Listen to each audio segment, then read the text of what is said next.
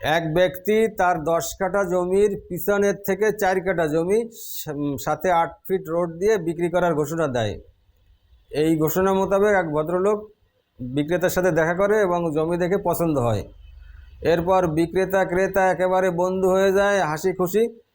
উনি ক্রেতার কাছ থেকে বিক্রেতা আস্তে আস্তে করে 25 লক্ষ টাকার মতো জমির দাম স্বরূপ নেয়, আর বাকিটা পরে রেজিস্ট্রি করে দেওয়ার সময় খুব বন্ধু হয়ে যায়, আপন বন্ধু। পরবর্তীতে বিক্রেতা এক পর্যায়ে বলে কি, ভাই তুমি তাড়াতাড়ি জমি রেজিস্ট্রি করে নাও। তখন উনি জমি রেজিস্ট্রি করতে যায়, কাগজপত্র সব দেয় এবং জমির চৌহদ্দি উল্লেখ করে, জমির একপাশে রোড উল্লেখ করে। তখন ওই বিক্রেতা বলে, না এ তো কথা ছিল না, আমি তো কোনো রোড দেব না, আমি শুধু পিছনে 4 কাঠা জমি তোমার বেচার জন্য বলছি, তোমার তো আমি রোড দেওয়ার বলি না। একবারে চৌক উল্টা দিয়েছে, মিথ্যা কথা বলছে। তুমি পিছন থেকে একটু গলি আছে, ওর থেকে বের হবো, আমি ওই রোড দিতে পারবো না বাবু। তখন বিক্রেতা বলে, আপনি তো রোড দেবেন বলেছিলেন, আর সেই মোতাবেক আপনারা আমি 25 লক্ষ টাকাও দিয়েছিলাম। কয় না, তুমি আমি এভাবে দেব না। এক পর্যায়ে জমি না নেওয়ার প্রস্তাব করে ক্রেতা। তখন বিক্রেতার কাছে ক্রেতা বলে যে, দাদা আমার 25 লাখ টাকা ফেরত দাও। তখন সে বলে, ঠিক আছে পরে দেব, এখন তো খরচ হয়ে গেছে। এই পরে করতে করতে আজ 10 থেকে 11 বছর একটা কানা পয়সাও ফেরত পায়নি।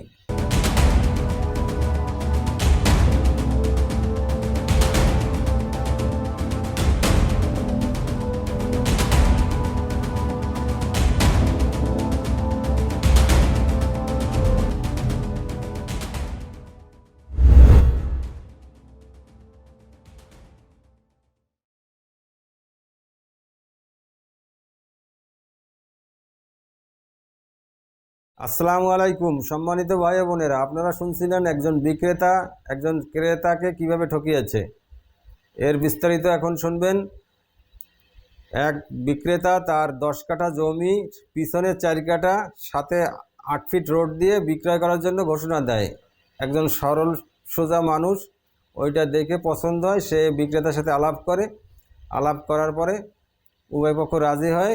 এবার বিক্রেতার মিষ্টি কথায় একেবারে এই বেটা গদগদ হয়ে রাষ্ট্রীয় বিধান, ধর্মীয় বিধান, সব বিধান তোয়াক্কা করে আবেগে গদগদ হয়ে তার সাথে লেনদেন করে, জমির মূল্যস্বরূপ 25 লক্ষ টাকা লেনদেন করে। এরপরে নির্দিষ্ট দিন যেদিনকে রেজিস্ট্রি হবে তার আগে কাগজপত্র দেয়। ক্রেতা দলিল লেখানোতে ওখানে উল্লেখ করে যে এই 4 কাঠা জমি এবং মালিক প্রদত্ত 8 ফিট চলাচলের রাস্তা।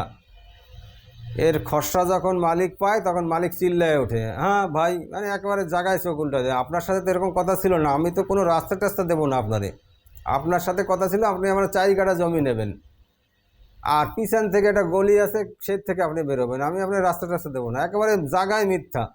তখন এই ক্রেতা বলে যে, আপনার সাথে আমার তো এইভাবে কথা হয়েছে, নাহলে আমি এই জমি কিনতে কেন আসবো। তা আবার বলে, না আপনি জমি পাবেন না, আমি এই রাস্তা দিয়ে জমি বেচার কথা ছিল না, একেবারে জায়গায় মিথ্যা কথা কইছে। তো আপনি তখন ক্রেতা বলে, আমার টাকা ফেরত দেন। বলে, আমার কাছে এখন টাকা খরচ হয়ে গেছে, পরে পাবেন। এই পরে করতে করতে 11 বছরে একটা টাকাও পায় নাই। তো আমি এখানে একটা কথা বলতে চাই, ওই ক্রেতা যদি আবেগে গদগদ না হইয়া দুনিয়ার বিধান কিংবা আল্লাহর বিধান যে কোনো একটা ফলো করতো, তাহলে এই বিপর্যয় তার হতে হতো না। কেমন? আল্লাহর বিধানে আছে সূরা বাকারা 287 নম্বর আয়াতে যে কোনো কিছু লেনদেন লিখিত করো এবং 2 জন সাক্ষী রাখো ওই কাজে। এইটুকু যদি রাখতো তাইলেও ওই বেটা আজকে বিপদে পড়তো না, 10 জনের কাছে যাইতে পারতো। রাষ্ট্রীয় বিধান কি? রাষ্ট্রীয় বিধান আছে, কোনো জমি লেনদেন করলে রেজিস্ট্রি বায়না করো। রেজিস্ট্রি বায়নায় যদি ওরকম 4 কাঠা জমি আঁকানো, তারপরে 8 ফিট রোড আঁকানো থাকতো, আর রেজিস্ট্রি সরকারিভাবে রেজিস্ট্রি অফিসে যায় সরকারি ফিস দিয়ে সরকারি বিধিবিধান মানে যদি এরকম একটা দলিল রেজিস্ট্রি করা হতো, তাহলে এই বেটা আজকে বেইমানি করতে পারতো না। কিন্তু উনি আবেগে একেবারে বন্ধু হয়ে গেছিলো। সে সময় যখন ওই ক্রেতা বিক্রেতা মিল হয় তখন একেবারে 2 ভাই, আপন ভাই, কি খাতির। তো এই চোখ উল্টাইতে পারতো না। আজকে সে কোনোটা মানে নাই, আবেগে গদগদ হয়েছে। আমাদের দেশের মানুষের একটা সমস্যা হলো বড় আবেগী, এই একটুতেই মানে আবেগে গদগদ হয়ে যায়, আবার একটুতেই শেষ হয়ে যায়। আবেগ রাখা যাবে না, আবেগ হলো ধ্বংসের উৎস। আপনারা যারা এইভাবে ভবিষ্যতে জমি কিনবেন, আপনি কিংবা আপনার আত্মীয় স্বজন বন্ধুবান্ধব, তাহলে এইভাবে লেনদেন করবেন, কোনো আবেগে গদগদ হয়ে লেনদেন করবেন না। প্রতিটা লেনদেন রাষ্ট্রীয় বিধান নতুবা ধর্মীয় বিধান অনুযায়ী হবে।